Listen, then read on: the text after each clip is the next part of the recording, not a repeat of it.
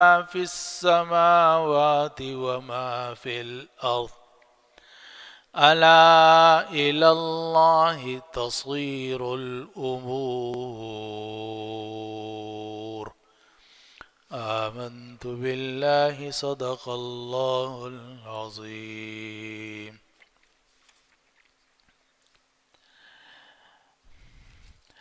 اپنے پروردگار کی بات مانو اس سے پہلے کہ وہ دن آ جائے کہ جو اللہ کی طرف سے پھرنے والا نہیں ہے.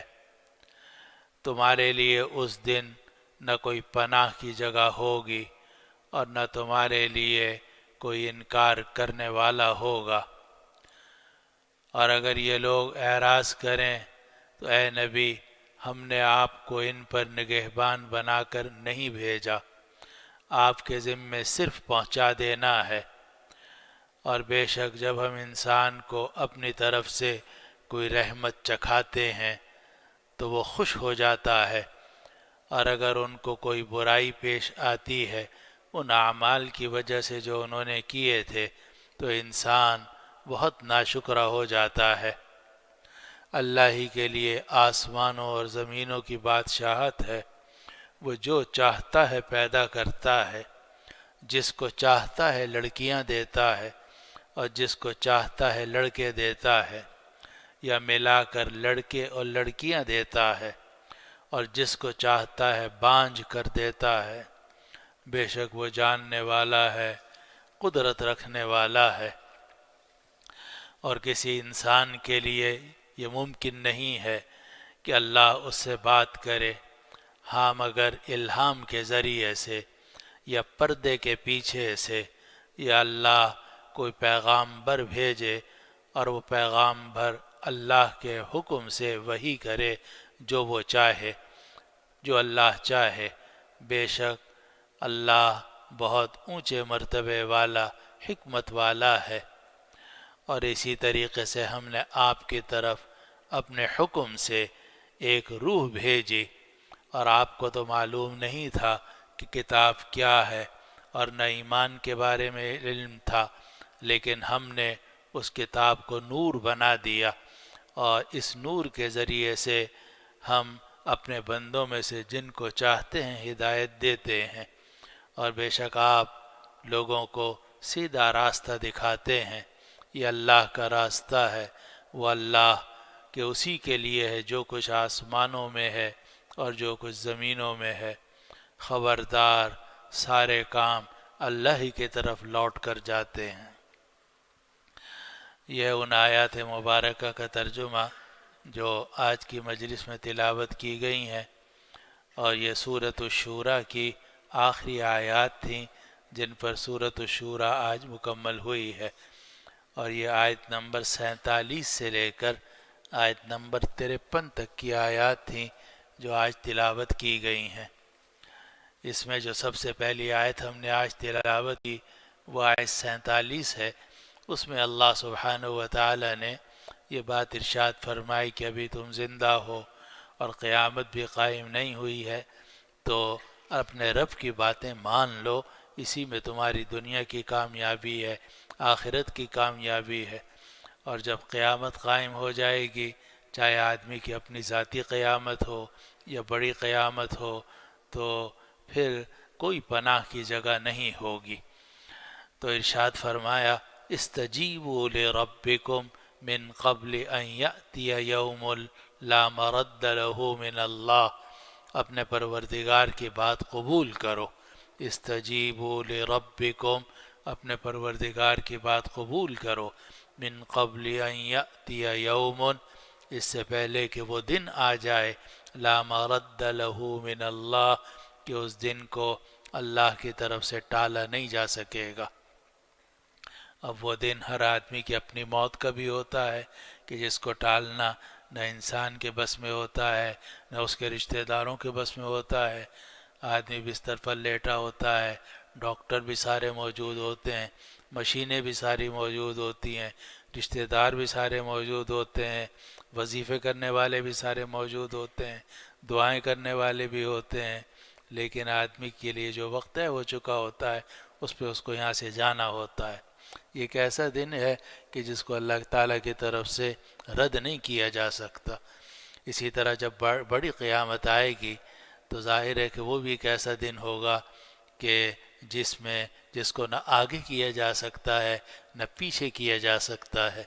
تو اللہ سبحانہ و تعالی نے فرمایا استجیبوا لربکم، اپنے رب کی بات قبول کر لو، من قبل ان یأتی یوم، اس سے پہلے کہ وہ دن آ جائے، لا مرد لہ من اللہ، کہ جس کو اللہ کی طرف سے ٹالا نہیں جا سکتا، ما لکم من ملجأ یومئذ، اس دن تمہارے لیے اللہ سے کوئی پناہ کی جگہ نہیں ہوگی، ما لکم من ملجأ یومئذ، اس دن تمہارے لیے کوئی پناہ کی جگہ نہیں ہوگی، ملجا پناہ کی جگہ، وما لکم من نکیر، اور تمہارے لیے کوئی انکار نہیں ہوگا، انکار کرنے والا نہیں ہوگا، وما لکم من نکیر، اور تمہارے لیے کوئی انکار کرنے والا نہیں ہوگا۔ اب یہ جو وما لکم من نکیر آیت کا آخری حصہ ہے، اس کے دو ترجمے کیے گئے ہیں، دونوں ٹھیک ہیں۔ ایک یہ کہ تمہارے لیے کوئی انکار نہیں ہوگا، یعنی تم کسی بات کا انکار نہیں کر سکو گے کہ میں نے یہ نہیں کیا یا یہ کیا تھا، کیونکہ سب چیزیں حساب کتاب لکھا ہوگا، فرشتے گواہی دے رہے ہوں گے، اور جو کچھ تم نے کیا ہے تمہاری آنکھوں کے سامنے کر دیا جائے گا، تو انکار کا کوئی راستہ نہیں ہوگا۔ تو وما لکم من نکیر، تمہارے لیے کوئی انکار نہیں ہو سکے گا۔ اور ایک معنی نکیر کا یہ بھی کیا گیا کہ تمہارے فائدے کے لیے کوئی انکار کرنے والا نہیں ہوگا۔ بسا اوقات انسان جو ہے اس کو تکلیف ہو رہی ہوتی ہے یا کوئی اسے تکلیف دے رہا ہوتا ہے، وہ بچا تو نہیں سکتا لیکن انکار کرتا ہے کہ بھئی اس کو بیچارے کو کیوں تکلیف دے رہے ہو، انکار کرنے والا۔ تو ایسا انکار کرنے والا بھی وہاں کوئی نہیں ہوگا۔ جب وہ دن آنا ہی آنا ہے تو اس سے پہلے ہی اپنے رب کی باتوں کو قبول کر لو، قبول کر لو اپنے رب کی باتوں کو، اس سے پہلے کہ وہ دن آ جائے کہ جس کو اللہ کی طرف سے ٹالا نہیں جا سکتا۔ تمہارے لیے اس دن کوئی پناہ کی جگہ نہیں ہوگی، اور تمہارے لیے کوئی انکار نہیں ہوگا، اور تمہارے لیے کوئی انکار کرنے والا نہیں ہوگا، منکر کوئی نہیں ہوگا۔ آگے آیت نمبر 48 میں اللہ سبحانہ و تعالی نے دو باتیں ارشاد فرمائی۔ پہلی بات تو یہ ارشاد فرمائی کہ اے نبی، ہم نے آپ کو تبلیغ کے لیے بھیجا ہے کہ آپ دین ان تک پہنچائیں، ان کو توحید کی طرف دعوت دیں، کفر اور شرک سے ان کو بچائیں، اور آپ کی ڈیوٹی بس اتنی جا کے پوری ہو جاتی ہے، باقی ماننا نہ ماننا یہ آپ کی ذمہ داری میں داخل نہیں ہے۔ جو مانے گا، من اہتدی فإنما یہتدی لنفسہ، جو ہدایت حاصل کرے گا وہ اپنے لیے ہدایت حاصل کرے گا، ومن ضل فإنما یضل علیہا، اور جو گمراہ ہوگا خود اپنے لیے گمراہ ہوگا، اس کی نبی پر کوئی ذمہ داری نہیں ہے۔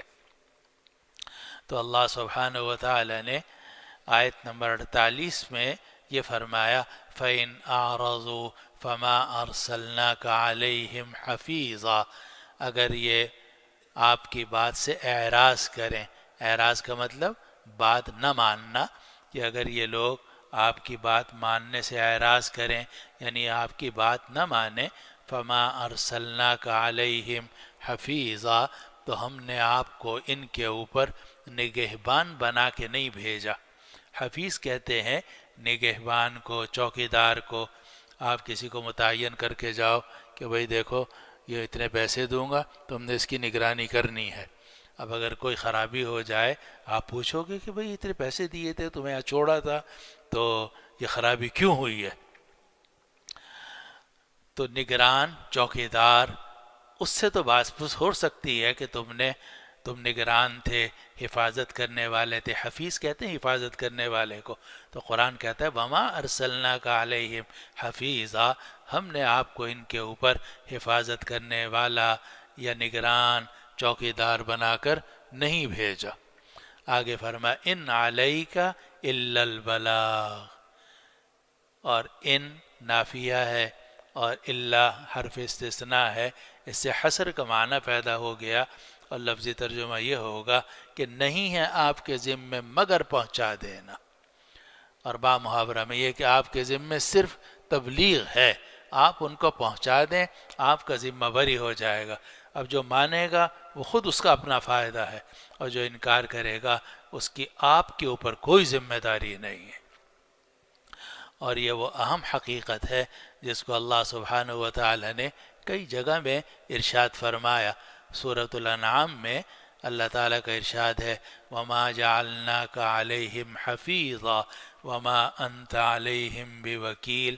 سورۃ الانعام آیت نمبر 107 میں اللہ تعالیٰ نے فرمایا وَمَا جَعَلْنَاكَ عَلَيْهِمْ حَفِيظًا، ہم نے آپ کو ان کے اوپر حفاظت کرنے والا، نگران بنا کے نہیں بھیجا، اور فرمایا وَمَا أَنْتَ عَلَيْهِمْ بِوَكِيلٍ، اور آپ ان کے اوپر وکیل بنا کے نہیں بھیجے گئے۔ اور وکیل وہ ہوتا ہے جس کو آپ اپنے سارے کام سپرد کر دیتے ہیں کہ بھئی مقدمہ لڑنا ہے تو تم نے لڑنا ہے، کامیابی اور ناکامی کے سب تم ذمہ دار ہوگے۔ تو نبی کریم صلی اللہ علیہ وسلم کے بارے میں اللہ تعالیٰ نے فرمایا کہ نہ تو ہم نے آپ کو نگران اور چوکیدار بنا کے بھیجا ہے، نہ ہم نے آپ کو وکیل بنا کے بھیجا ہے۔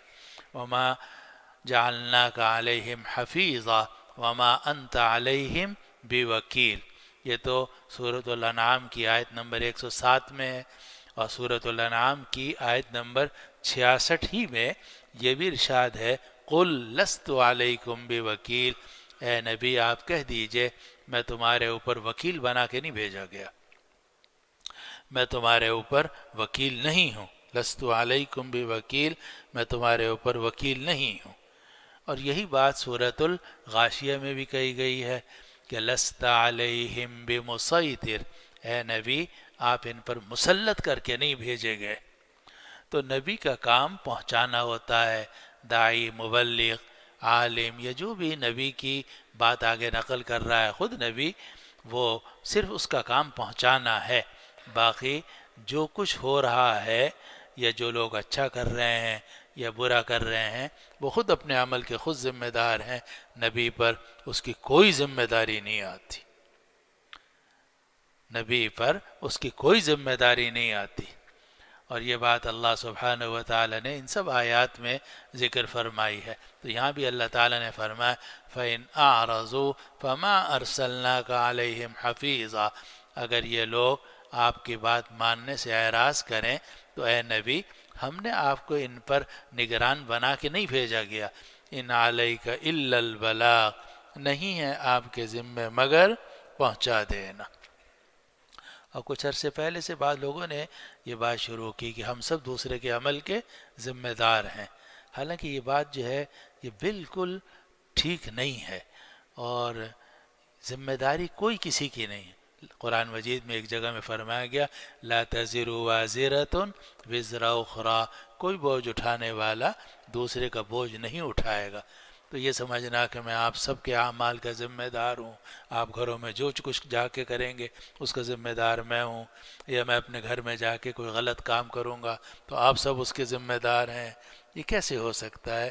نہ عقل اس کے مطابق کہتی ہے، نہ شریعت اس کے مطابق کہتی ہے، ہر شخص اپنے عمل کا خود ذمہ دار ہے۔ البتہ ہم سب کی ذمہ داری یہ ہے کہ ہم امر بالمعروف نہی عن المنکر کریں، لوگوں کو دین پہنچائیں، نیکی کا حکم دیں، برائی سے روکیں، یہ ہماری ذمہ داری ہے۔ اس میں اگر ہم کوتاہی کریں گے اللہ تعالیٰ ہمیں معاف فرمائے اور یہ کام کرنے کی توفیق عطا فرمائے، اس میں اگر کوتاہی ہوگی تو مواخذہ ہوگا کہ بھئی تم نے امر بالمعروف کیوں نہیں کیا، نہی عن المنکر کیوں نہیں کیا، دین آگے کیوں نہیں پہنچایا، اس پر تو مواخذہ ہو سکتا ہے۔ لیکن اس بات پر کہ تمہارے علاقے میں فلاں چور نے چوری کی تم ذمہ دار ہو، اور جناب پورے کراچی میں جو چوری ہو رہی ہے اس کے ذمہ دار تم ہو، تو یہ کیسے ہو سکتا ہے؟ چور خود ذمہ دار ہے اپنی چوری کا، تو میں یہاں بیٹھا ہوا ہوں، آپ یہاں بیٹھے ہوئے ہیں، ہم سب جو باہر سڑک پہ کام ہو رہا ہے اس کے ذمہ دار کیسے ہو سکتے ہیں؟ تو نبی جو ہے وہ بھی اپنی امت کے تمام اعمال کا ذمہ دار نہیں ہوتا۔ اب دیکھیے نا، امت دعوت ہے جن کو نبی کریم صلی اللہ علیہ وسلم نے دعوت دی، ان میں کوئی ابو بکر بنا، کوئی عمر فاروق، کوئی عثمان غنی، کوئی علی مرتضیٰ، رضوان اللہ علیہ اجمعین، لیکن ابو جہل بھی تھا، امیہ ابن خلف بھی تھا، اور بھی دوسرے کافر تھے، تو انہوں نے جو کفر اختیار کیا، نعوذ باللہ نعوذ باللہ، کیا ان کے کفر کی ذمہ داری نعوذ باللہ نعوذ باللہ نبی کریم صلی اللہ علیہ وسلم پر ہو سکتی ہے؟ کیسے ہو سکتا ہے؟ وہ اگر کفر کر رہے ہیں، شرک کر رہے ہیں، اور جناب الٹی سیدھی حرکتیں کر رہے ہیں، تو نبی نے تو نہیں ان کو کہا، نبی نے تو منع کیا تھا، اس کے باوجود جو کچھ کر رہے ہیں وہ خود اس کے ذمہ دار ہیں۔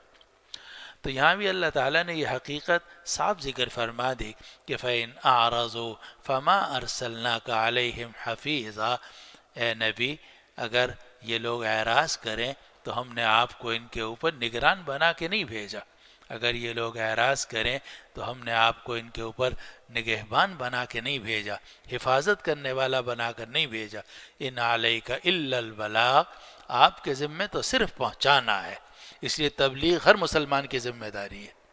یہ بات صحیح ہے، تبلیغ ہر مسلمان کی ذمہ داری ہے کہ وہ اپنے گھر میں بھی تبلیغ کرے، قریب میں بھی کرے، جہاں تک اس کے بس میں ہو دین آگے پہنچانے کی کوشش کرے، جہاں بھی کوئی غلطی ہو رہی ہو نہی عن المنکر کرے اور نیکی کا حکم دے۔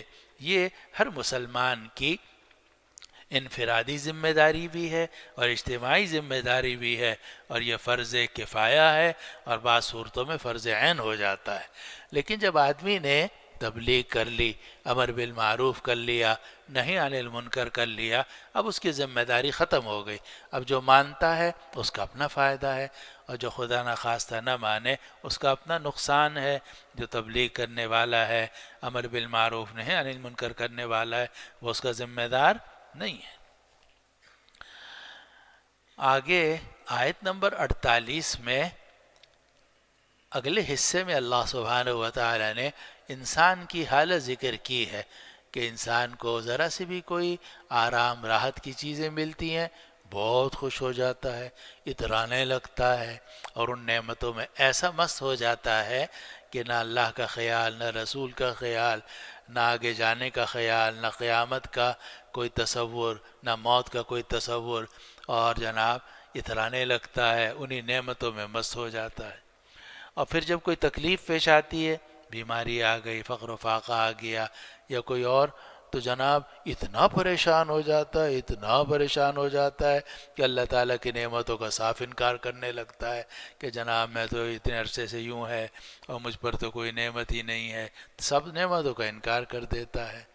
تو انسان عجیب ہے کہ اللہ تعالیٰ اگر اس کو کوئی نعمتیں دیتا ہے تو آپے سے باہر ہو جاتا ہے، بلکہ پجامے سے باہر ہو جاتا ہے، اور اگر کوئی تکلیف آ جائے تو جناب بالکل ناشکرہ ہو جاتا ہے۔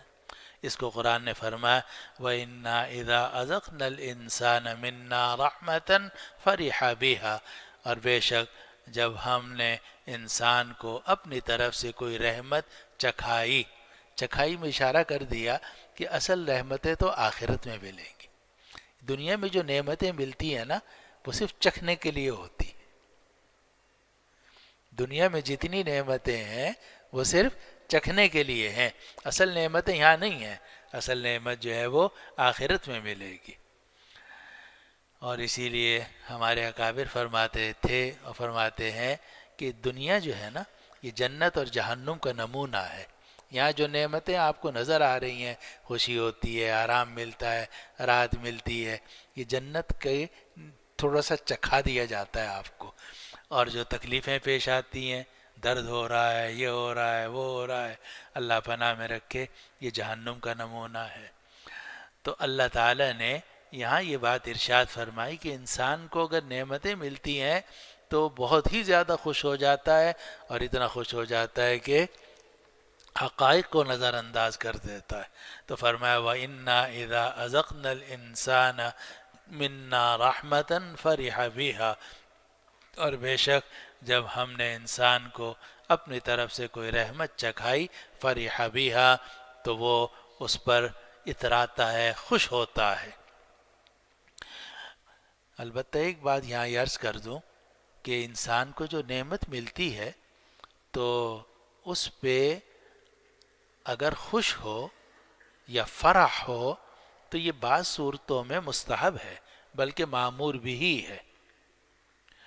البتہ بعض صورتوں میں یہ مذموم ہے اور بڑھاپے سے پجامے سے باہر ہو جاتا ہے، وہ ناجائز ہے. اس کو قرآن نے فرمایا لا تفرح ان اللہ لا يحب الفرحین، خوش مت ہو، اتراؤ مت، اللہ تعالیٰ اترانے والوں کو پسند نہیں کرتے. تو اگر کسی نعمت پر انسان صرف اس حد تک خوش ہو کہ میرے رب نے مجھ پر احسان کیا ہے، تو یہ خوش ہونا تو اچھی بات ہے، خوش ہونا چاہیے آدمی کو کہ میرے رب نے مجھے یہ کرم، مجھ پر یہ نعمت دی، مجھے یہ نعمت دی، مجھے یہ نعمت دی، خوش ہو رہا ہے، اللہ کا شکر ادا کر رہا ہے. تو بڑی عبادت ہے، زبردست عبادت ہے یہ. لیکن ایسی خوشی کہ جس میں اللہ تعالیٰ تو نظر انداز ہو جائے، نعوذ باللہ، اور آدمی ان نعمتوں میں ایسا منہمک ہو جائے کہ اللہ تعالیٰ کے احکام کو بھول جائے، وہ مذموم ہے. تو یہاں جو فرمایا جا رہا ہے کہ جب ہم انسان کو اپنی طرف سے ہم نے کوئی رحمت چکھائی تو وہ اس پر اتراتا ہے، یعنی حد سے زیادہ خوشی اختیار کرتا ہے، اترانے لگتا ہے. وَإِن تُصِبْهُمْ سَيِّئَةٌ بِمَا قَدَّمَتْ أَيْدِيهِمْ، اور اگر ان کو کوئی برائی پیش آتی ہے ان کے اپنے اعمال کی وجہ سے، فَإِنَّ الْإِنسَانَ كَفُورٌ، تو بے شک انسان بہت انکار کرنے والا، ناشکرہ ہو جاتا ہے. اب اللہ نے نعمت دی، اترانے لگا، اترانے میں ظلم کرنے لگا، لوگوں کا حق مارنے لگا. جب اللہ تعالیٰ نے دیکھا کہ یہ تو اللہ تعالیٰ نے پکڑ کر دی، تھوڑی سی بیمار ہو گیا، تکلیف آ گئی، مصیبتوں میں پھنس گیا، تو کہاں تو وہ اتنا خوش ہو رہا تھا کہ اللہ کو بھول گیا، اور جب اب بیماری تکلیف آئی تو اتنی ناشکری شروع کر دی کہ جو نعمتیں ملیں تھیں اور اس وقت بھی نعمتیں موجود ہیں ان سب کو بھول گیا اور اللہ تعالیٰ کی شکایتیں کرنی شروع کر دیں. نعوذ باللہ. یہ انسان کی بری عادت ہے جس کو اللہ سبحانہ و تعالی نے اس آیت نمبر 48 میں ذکر کیا کہ بے شک جب ہم نے انسان کو اپنی رحمت سے، اپنی طرف سے کوئی رحمت چکھائی تو وہ اس پر اتراتا ہے، اور اگر اس کو کوئی برائی پیش آتی ہے ان کے اپنے اعمال کی وجہ سے تو انسان ناشکرہ ہو جاتا ہے. آگے جو آیت نمبر 50 ہے اس میں اللہ سبحانہ و تعالی نے ایک بڑی حقیقت ارشاد فرمائی کہ یہ آسمان، زمین اور یہ سارا نظام اللہ سبحانہ و تعالی کی بادشاہت ہے، اور اس پر اقتدار اللہ سبحانہ و تعالی کا ہے، اور بادشاہت اللہ ہی کے لیے ہے. للہ ملک السماوات والارض، اللہ ہی کے لیے آسمانوں زمینوں کی بادشاہت ہے. یہ سورج کی گردش ہے، چاند کی گردش ہے، زمین کی اپنی گردش ہے، رات اور دن کا آنا جانا ہے، موسموں کا بدلنا ہے، سردی کا ہونا ہے، ہوا کا رک جانا ہے، ہوا کا چلنا ہے. کون سی چیز ہے جو انسان کے اختیار میں ہے؟ کسی بھی انسان کے اختیار میں کچھ نہیں ہے. ساری بادشاہت اللہ کی ہے. للہ ملک السماوات والارض، اللہ ہی کے لیے آسمان و زمینوں کی بادشاہت. آگے فرمایا یخلق ما یشاء، اللہ تعالیٰ جو چاہتا ہے پیدا کرتا ہے. یہب لمن یشاء اناثا، جس کے لیے چاہتا ہے اللہ تعالیٰ لڑکیاں عطا کرتا ہے.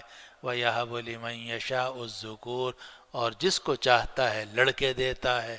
اَوْ يُزَوِّجُهُمْ ذُكْرَانًا وَإِنَاثًا، یا لڑکے اور لڑکیاں ملا کے دیتا ہے. وَيَجْعَلُ مَن يَشَاءُ عَقِيمًا، اور اللہ تعالیٰ جس کو چاہتا ہے بانجھ کر دیتا ہے، یعنی اس کی یہاں اولاد ہوتی نہیں ہے. إِنَّهُ عَلِيمٌ قدیر، بے شک اللہ تعالیٰ جاننے والا ہے، قدرت والا ہے. اللہ تعالیٰ علیم بھی ہے، قدیر بھی ہے، جانتے ہیں کہ کس کو کیا دینا ہے کیا نہیں دینا، اور قدرت والے ہیں، جو چاہتے ہیں اپنے قدرت سے دیتے ہیں. زبردستی اللہ تعالیٰ سے کوئی چیز نہیں لی جا سکتی.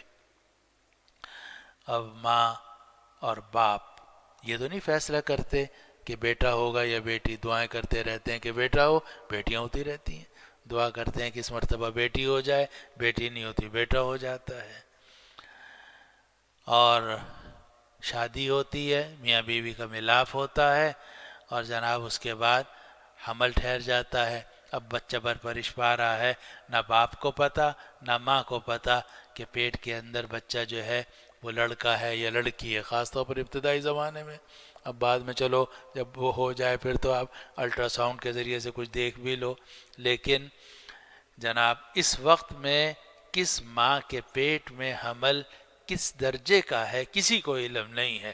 یہ علم استغراقی کلی بلا اسباب محیط صرف اللہ سبحانہ و تعالیٰ کو ہے، اور اس میں پھر اللہ تعالیٰ اپنے قدرت اور اپنے علم کے مطابق فیصلہ کرتا ہے کہ کس کو لڑکے دینے ہیں، کس کو لڑکیاں دینی ہیں، اور کس کو لڑکے اور لڑکیاں ملا کے دینے ہیں، اور کس کو بانجھ کر دینا ہے، یعنی اس کے ہاں کوئی اولاد نہیں ہوگی.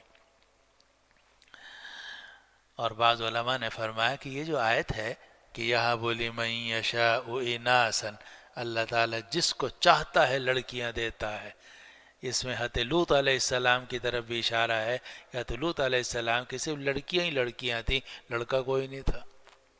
وَيَهَبُ لِمَن يَشَاءُ الذُّكُورَ، اور اللہ تعالیٰ جس کو چاہتا ہے لڑکے دیتا ہے. اس میں حضرت ابراہیم علیہ السلام کی طرف اشارہ ہے کہ ان کے لڑکے ہی لڑکے تھے، لڑکیاں کوئی نہیں تھیں.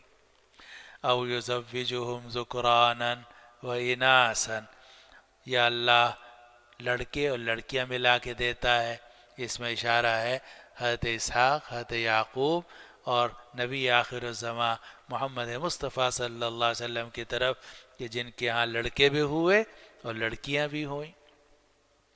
اور یہ جو آگے فرمایا وَيَجْعَلُ مَن يَشَاءُ عَقِيمًا، اور جس کو اللہ تعالیٰ چاہتا ہے بانجھ کر دیتا ہے، جیسے انبیاء کرام علیہ السلام میں سیدنا حضرت عیسیٰ علیہ السلام اور حضرت یحییٰ علیہ السلام، یہ دونوں بانجھ تھے، ان کی اولاد نہیں ہوئی. اب یہ بات کہ کس کے ہاں اولاد ہوگی اور کس کے ہاں اولاد نہیں ہوگی، پھر اولاد ہوگی تو لڑکا ہوگا یا لڑکی ہوگی، اس میں نہ ماں کا دخل ہے نہ باپ کا دخل ہے. افسوس ہمارے معاشرے میں بعض جو جاہل معاشرے ہیں ان میں عورت کو اس کا ذمہ دار قرار دیتے ہیں، اعاذنا اللہ من ذلک، اور یہ سمجھتے ہیں کہ غلطی کس کی ہے؟ عورت کی ہے. نعوذ باللہ، عورت بیچاری کی کیا غلطی ہے؟ عورت کی تو کوئی غلطی نہیں ہے. اور اگر لڑکیاں ہو رہی ہیں تو وہ بھی اللہ تعالیٰ کی طرف سے ہے، اگر لڑکے ہو رہے ہیں تو بھی اللہ تعالیٰ کی طرف سے ہے، اور عورت کا ہرگز اس میں کوئی دخل نہیں ہوتا. اور قرآن تو صاف کہہ رہا ہے آپ کے سامنے ہے کہ اللہ تعالیٰ جس کو چاہتا ہے لڑکیاں دیتا ہے، جس کو چاہتا ہے لڑکے دیتا ہے، جس کو چاہتا ہے لڑکیاں ملا کے دے دیتا ہے. سائنسدان بھی آج کل یہی کہتے ہیں. ڈاکٹر یہ ہمیں بتا رہے تھے کہ مرد کے اندر جو مادہ ہوتا ہے اس کے اندر وائی بھی ہوتا ہے، ایکس بھی ہوتا ہے، اور عورت جو ہے اس کے اندر صرف ایکس ہوتا ہے.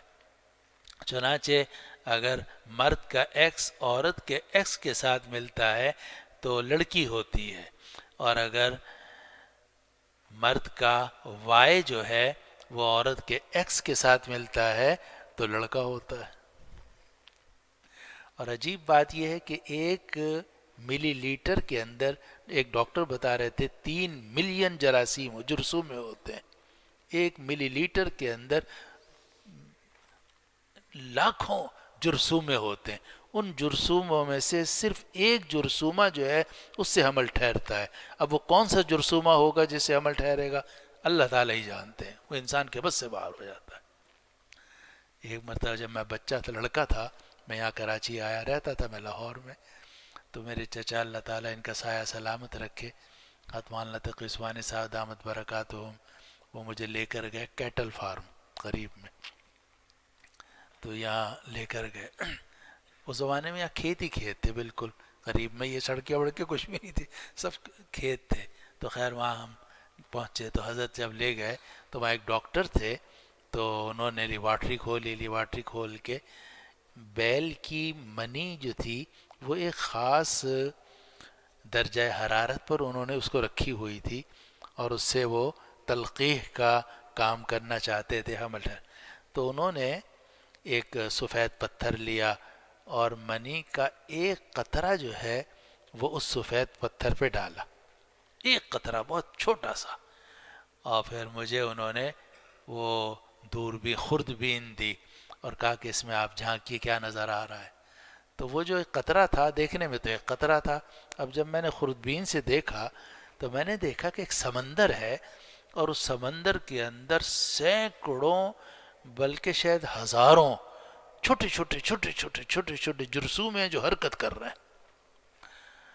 اب وہ جو اتنے سارے جرثومے ہیں، ان میں سے کون سا نر ہے، کون سا مادہ ہے، کون سا وائے ہے، کون سا ایکس ہے، کچھ پتہ نہیں ہے۔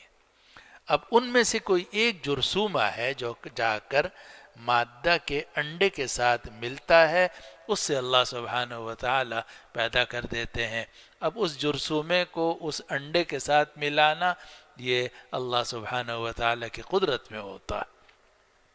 تو اگر قرآن کو لیا جائے تو بھی اللہ تعالیٰ یہ فرماتے ہیں کہ اللہ تعالیٰ فیصلہ کرتے ہیں کہ لڑکا ہوگا یا لڑکی ہوگی، عورت کا اس میں کوئی دخل نہیں ہے۔ اور اگر آج کل کے سائنسدانوں کی، ڈاکٹروں کی تحقیق لی جائے تو وہ تو کہتے ہیں کہ جو کچھ غلطی اگر ہے تو کس کی ہے؟ مرد کی ہے۔ یعنی کوئی کمی ہے تو وہ مرد کے اندر ہے، کیونکہ عورت میں تو صرف ایکس ہی ایکس ہوتا ہے، اور مرد کے اندر وائی بھی ہوتا ہے، ایکس بھی ہوتا ہے، اور ایکس ایکس کے ساتھ ملتا ہے تو لڑکی ہوتی ہے، اور مرد کا وائی عورت کے ایکس سے ملتا ہے تو لڑکا ہوتا ہے۔ تو یہ جو جاہل معاشروں کے اندر اور بعض جگہوں میں، خاندانوں میں عورتوں پر طعنہ دیا جاتا ہے کہ جناب اس کے یہاں لڑکیاں ہوتی، اس عورت بیچاری کا کیا قصور ہے، یہ تو اللہ سبحانہ و تعالی کے فیصلے ہیں۔ اس کو قرآن کہتا ہے کہ للہ ملک السماوات والارض، آسمانوں اور زمینوں کی بادشاہت اللہ کے لیے ہے۔ یخلق ما یشاء، اللہ تعالیٰ جو چاہتا ہے پیدا کرتا ہے۔ کیسی عجیب بات، یخلق ما یشاء، اللہ تعالیٰ جو چاہتا ہے پیدا کرتا ہے۔ یہب لمن یشاء اناثا، اللہ تعالیٰ جس کے لیے چاہتا ہے لڑکیاں عطا فرماتا ہے۔ اور یہاں لڑکیوں کا ذکر پہلے ہے، لڑکوں کا ذکر بعد میں ہے۔ اسی وجہ سے حضرت واصلہ ابن الاسقع رضی اللہ عنہ فرماتے تھے کہ اگر کسی خاتون کے ہاں لڑکی پہلے پیدا ہو بعد میں لڑکا پیدا ہو تو یہ قرآن مجید کے اس کے مطابق ہے کہ لڑکی پہلے، یا قرآن مجید میں بھی لڑکیوں کا ذکر پہلے ہے۔ یہب لمن یشاء اناثا، اللہ تعالیٰ جس کے لیے چاہتا ہے لڑکیاں عطا فرماتا ہے۔ وَيَهَبُ لِمَن يَشَاءُ الذُّكُورَ، اور جس کے لیے چاہتا ہے لڑکے عطا فرماتا ہے۔ اَوْ يُزَوِّجُهُمْ ذُكْرَانًا وَإِنَاثًا، یا اللہ تعالیٰ ملا کر لڑکے اور لڑکیاں دیتا ہے۔ وَيَجْعَلُ مَن يَشَاءُ عَقِيمًا، اور کر دیتا ہے جس کو وہ چاہتا ہے بانجھ، جس کو چاہتا ہے بانجھ کر دیتا ہے، یعنی اس کی اولاد ہی نہیں ہوتی۔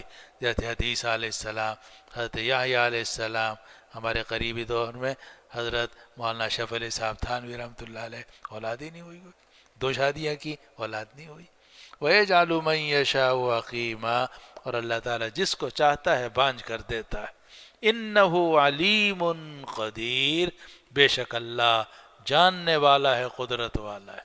علیم، جاننے والا ہے، قدیر، قدرت والا ہے، جو فیصلہ کرتا ہے اپنے علم اور قدرت کی بنا پر کرتا ہے۔ یہ تو آیت نمبر 50 تھی۔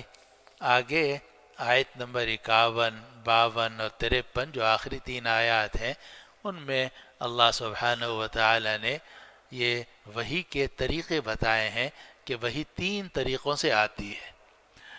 اور یہ عجیب بات ہے کہ یہ سورۃ الشورى چل رہی ہے، اور یہ سورۃ الشورى کی آخری 3 آیات ہیں۔ سورۃ الشورى کے بالکل شروع میں بھی یہی بات تھی، حامیم عین سین قاف کذالک یوحی الیک والی الذین من قبلک اللہ العزیز الحکیم۔ وہاں بھی وحی کا ذکر تھا کہ وحی ہم نے آپ کی طرف بھیجی ہے، اللہ تعالیٰ وحی بھیجتا ہے۔ اور یہاں جو سورۃ الشورى کی آخری 3 آیات ہیں، ان میں بھی اللہ سبحانہ و تعالی نے وحی کا ذکر کیا ہے، اور وحی کی 3 صورتیں ارشاد فرمائی ہیں۔ بات یہاں سے شروع کی اللہ تعالی نے آیت نمبر 51 میں کہ وَمَا كَانَ لِبَشَرٍ أَن يُكَلِّمَهُ اللَّهُ، کسی انسان کے لیے ممکن نہیں ہے کہ اللہ اس سے بات کرے، یعنی اس دنیا میں، آخرت میں تو ہوگی بات، لیکن دنیا میں کسی انسان کے لیے یہ بات ممکن نہیں ہے کہ اللہ اس سے بات کرے۔ صرف حضرت موسیٰ علیہ السلام کو کلیم اللہ کہا جاتا ہے کہ انہوں نے اللہ سے بات کی، لیکن وہ بھی آمنے سامنے نہیں تھی، بلکہ انہوں نے درخواست کی تھی کہ ارینی انظر الیک، میں آپ کو دیکھنا چاہتا ہوں، تو اللہ تعالیٰ نے صاف فرما دیا لن ترانی، آپ نہیں دیکھ سکتے، دنیا میں نہیں آپ دیکھ سکتے۔ تو اللہ تعالیٰ نے رویت سے تو انکار فرما دیا، لیکن پھر کلام فرمایا، اور وہ کلام پردے کے پیچھے سے تھا۔ تو براہ راست اس طریقے سے بات کہ اللہ تعالیٰ نظر آ رہے ہوں اور اللہ تعالیٰ کسی انسان سے بات کریں، یہ دنیا میں ممکن نہیں ہے۔ تو یہاں سے بات شروع کی کہ وَمَا كَانَ لِبَشَرٍ أَن يُكَلِّمَهُ اللَّهُ، کسی انسان کے لیے یہ ممکن نہیں ہے کہ اللہ اس سے بات کرے براہ راست، إِلَّا وَحْيًا أَوْ مِن وَرَاءِ حِجَابٍ أَوْ يُرْسِلَ رَسُولًا فَيُوحِيَ بِإِذْنِهِ مَا يَشَاءُ۔ تین صورتیں ذکر کی۔ پہلا یہ کہ وحی سے یہاں مراد ہے الہام، کہ اللہ تعالیٰ اپنے نبی کے دل میں کوئی بات ڈال دے، تو یہ وحی کہلاتی ہے کہ اللہ تعالیٰ نے نبی کے دل میں بات ڈال دی۔ او من وراء حجاب، یا پردے کے پیچھے سے، اور پردے کے پیچھے سے مراد یہ ہے کہ آواز آئے مگر کوئی نظر نہ آئے، جیسے سیدنا موسیٰ علیہ السلام جو تھے ان سے اللہ نے کلام کیا پردے کے پیچھے سے، اسی طریقے سے نبی آخر الزماں محمد مصطفیٰ صلی اللہ علیہ وسلم تشریف لے گئے اور معراج میں تشریف لے گئے، تو اللہ تعالیٰ سے ہم کلام ہوئے، لیکن آواز تو آ رہی تھی مگر دیدار نہیں تھا راج قول کے مطابق۔ تو او من وراء حجاب، پردے کے پیچھے سے۔ اور تیسری صورت یہ ہے کہ اللہ تعالیٰ کسی فرشتے کو بھیجے اور وہ وہی پہنچائے، اور یہ اکثر صورت ہوتی ہے کہ نبی کریم صلی اللہ علیہ وسلم پر بھی جبریل علیہ السلام آتے تھے اور وہی پہنچاتے تھے۔ اس کو قرآن نے فرمایا وَمَا كَانَ لِبَشَرٍ أَن يُكَلِّمَهُ اللَّهُ، کسی انسان کے لیے یہ ممکن نہیں ہے کہ اللہ اس سے براہ راست بات کرے، الا وحیاً، ہاں مگر الہام کے ذریعے سے، او من وراء حجاب، یا پردے کے پیچھے سے، او یرسل رسولا، یا اللہ تعالیٰ کسی پیغام لانے والے کو بھیجے، یعنی کسی فرشتے کو بھیجے، فیوحی بِإِذْنِهِ مَا یشاء، اور وہ فرشتہ اللہ کے حکم سے وہی کرے جو اللہ چاہے۔ تو تین صورتیں ہو گئیں، ایک یہ کہ نبی کے دل میں الہام ہو جائے، اور ایسا ہوا ہے کہ نبی کریم صلی اللہ علیہ وسلم نے فرمایا القی فی روعی، میرے دل میں یہ بات آ گئی ہے، یعنی الہام ہوا ہے مجھے اللہ تعالیٰ کی طرف سے۔ اور من وراء حجابن بھی ہوا کہ آپ تشریف لے گئے معراج میں اور آپ نے اللہ تعالیٰ کی بات سنی لیکن پردے کے پیچھے سے۔ اور تیسری صورت تو کثرت سے تھی کہ جبریل علیہ السلام آتے تھے اور وہی آپ تک پہنچاتے تھے۔ تو یہ تین صورتیں ہیں جن کو قرآن نے اس آیت نمبر 51 میں ذکر کیا، اور یہ فرمایا کہ کسی انسان کے لیے ممکن نہیں ہے کہ اللہ اس سے بات کرے، ہاں مگر الہام کے ذریعے سے، یا وحی، یا پردے کے پیچھے سے، یا اللہ کسی فرشتے کو بھیجے اور وہ فرشتہ وہی پہنچائے اللہ کے حکم سے جو اللہ چاہے۔ انہ علی حکیم، بے شک اللہ بالا و برتر حکمت والا ہے، اونچے مرتبے والا حکمت والا ہے۔ علی برتر ہے، حکیم حکمت والا ہے۔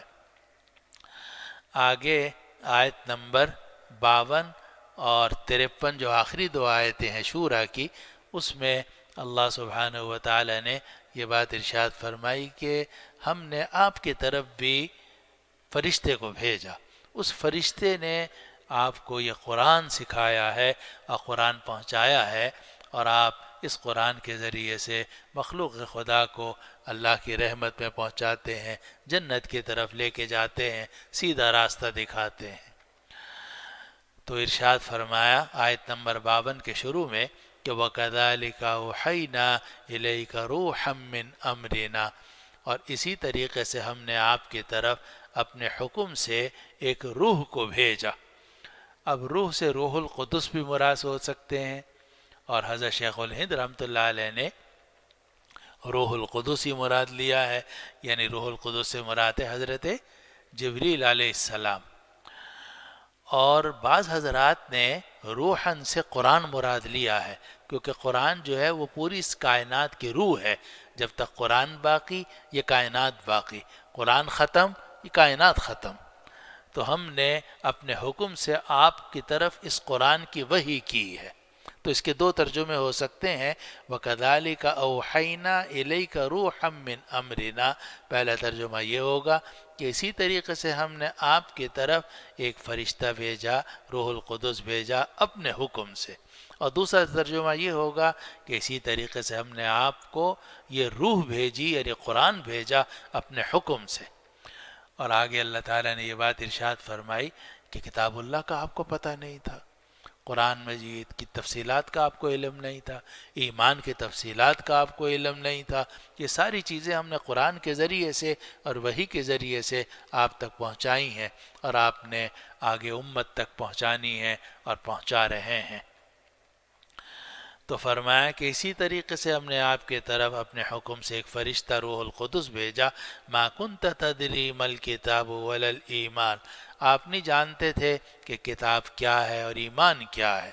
نہ کتاب کا آپ کو علم تھا، نہ ایمان کا علم تھا۔ کتاب کا تو آپ کو علم ہی نہیں تھا قرآن کا۔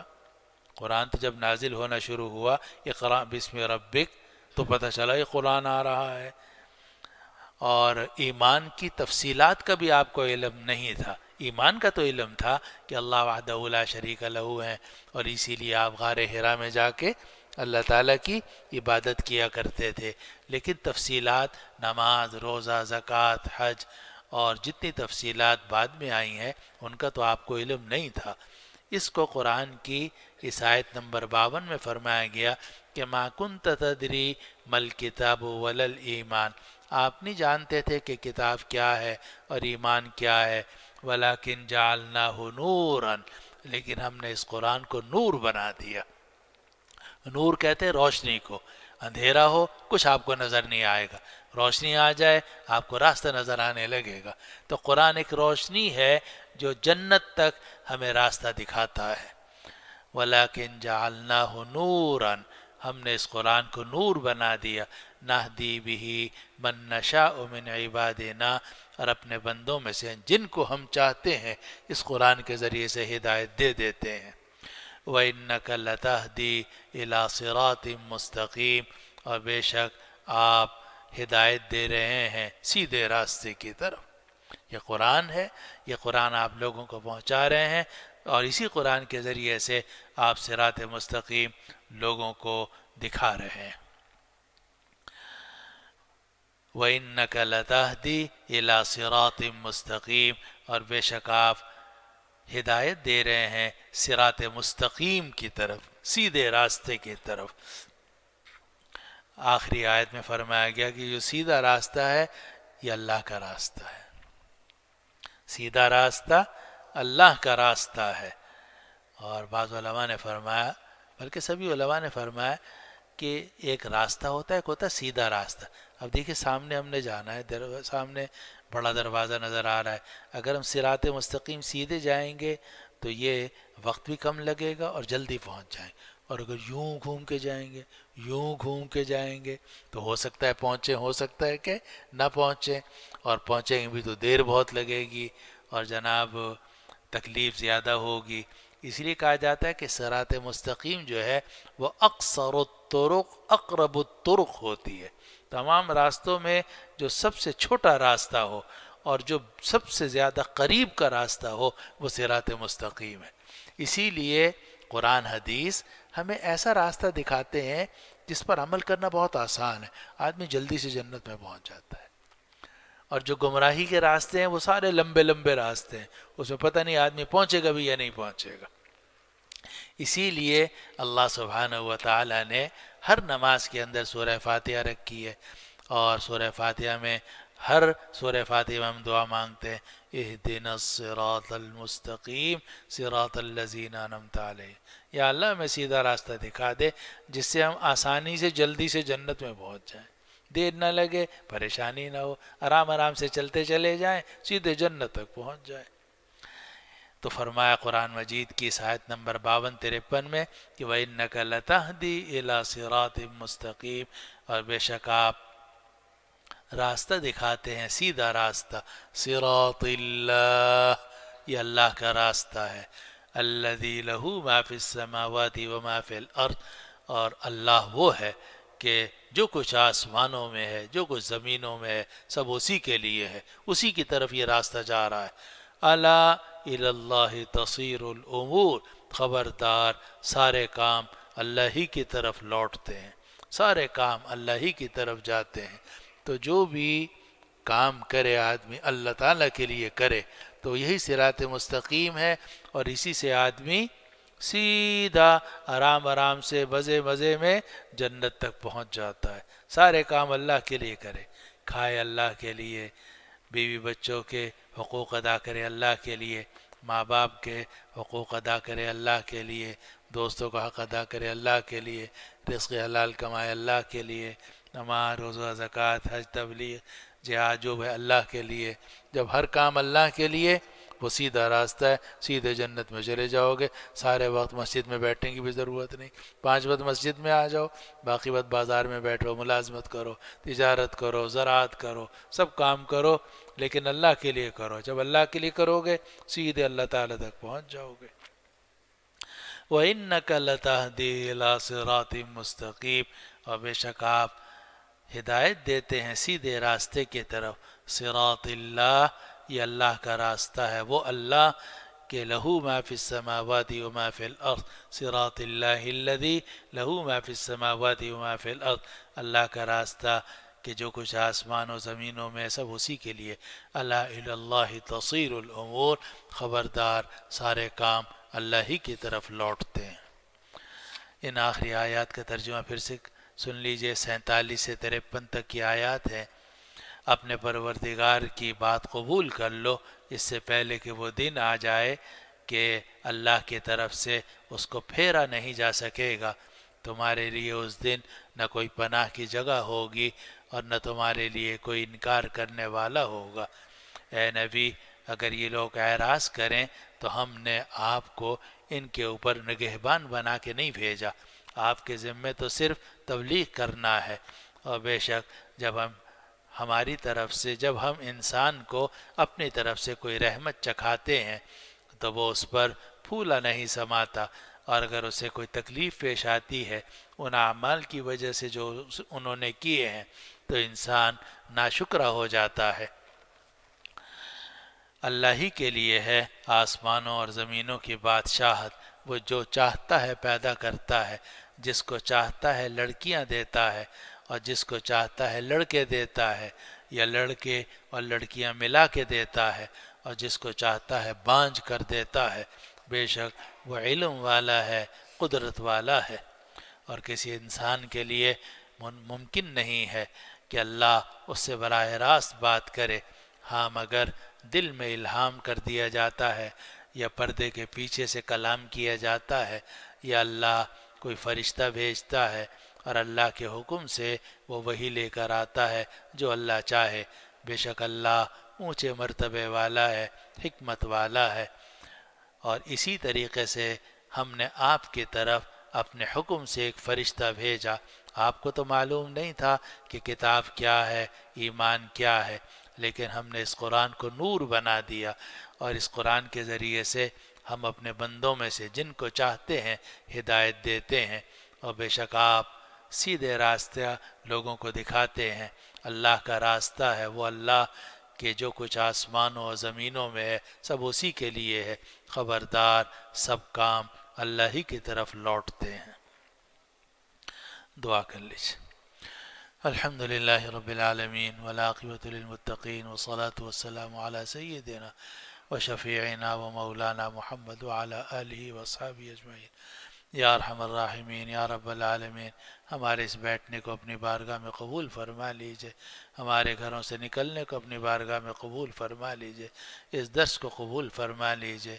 یا اللہ ہمیں قرآن مجید کا صحیح علم عطا فرما، قرآن مجید کی صحیح فہم عطا فرما، ہمیں ان لوگوں میں شامل فرما جو امت کے بہترین لوگ ہیں، جو قرآن سیکھنے والے ہیں، سکھانے والے ہیں۔ خیرکم من تعلم القرآن وعلمہ، یا اللہ ان بہترین لوگوں میں ہمیں شامل فرما، ہمیں قرآن سیکھنے والا، قرآن سکھانے والا بنا دیجئے۔ یا اللہ ہماری دنیا اور آخرت بہت اچھی کر دیجئے، یا اللہ دنیا بھی اچھی کر دیجئے، آخرت بھی اچھی کر دیجئے۔